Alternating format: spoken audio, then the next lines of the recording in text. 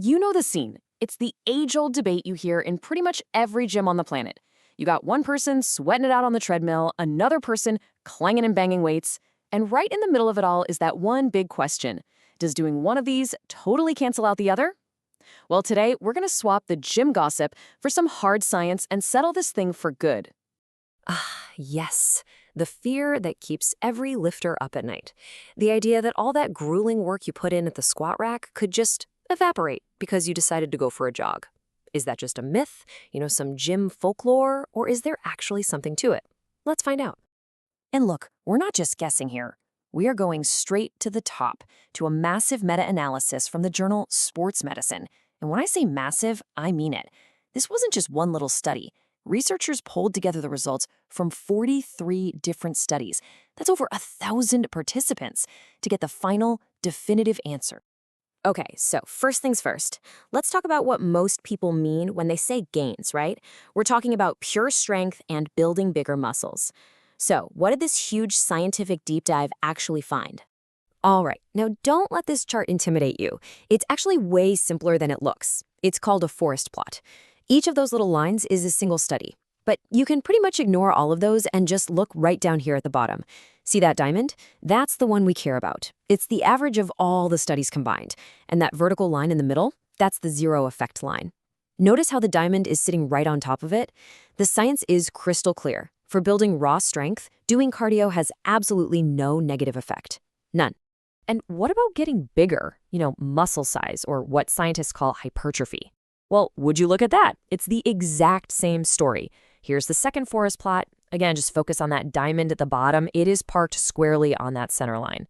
So, the myth officially busted. Cardio does not stop your muscles from growing. So there you have it. If you're like most people, just trying to get bigger and stronger, the idea that cardio is some kind of gain goblin is officially a myth. You can totally do both. But you might have noticed I said mostly. Because, yeah, there's a little bit of a twist. And this is where the story gets a little more interesting. Because while your max strength and your muscle size are safe, the researchers found a very different result when they looked at another kind of strength. We're talking about explosive strength. No, this isn't just about how much weight you can lift. It's about how fast you can generate that force. Think about jumping up onto a box, sprinting off the line, or throwing a ball as hard as you can. That is explosive strength. And this is the catch, plain as day. Look at this forest plot. Remember where the diamond was for strength and size? Right in the middle. But look at it here. The whole diamond has shifted clearly to the left of that center line. That is the infamous interference effect in action.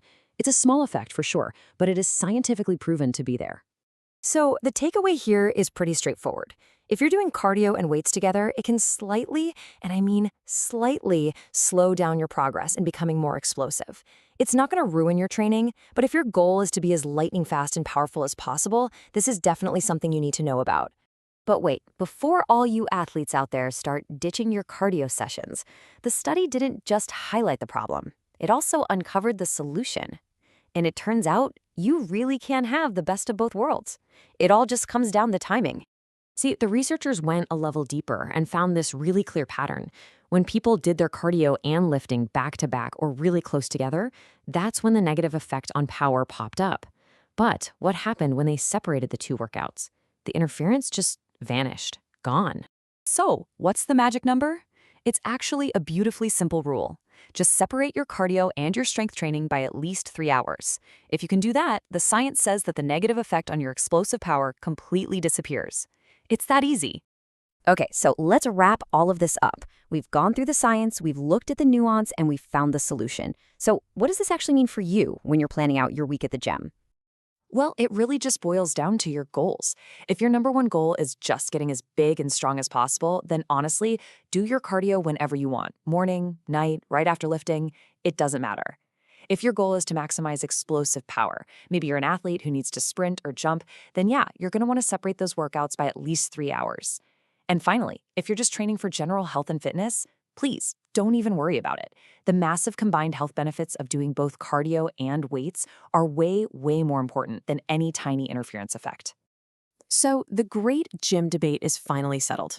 And the answer isn't a simple yes or no. It turns out the best way to train depends entirely on what you are training for. The science has handed you the roadmap. Now all you have to do is decide on the destination. So the only real question left is, what are you going to prioritize?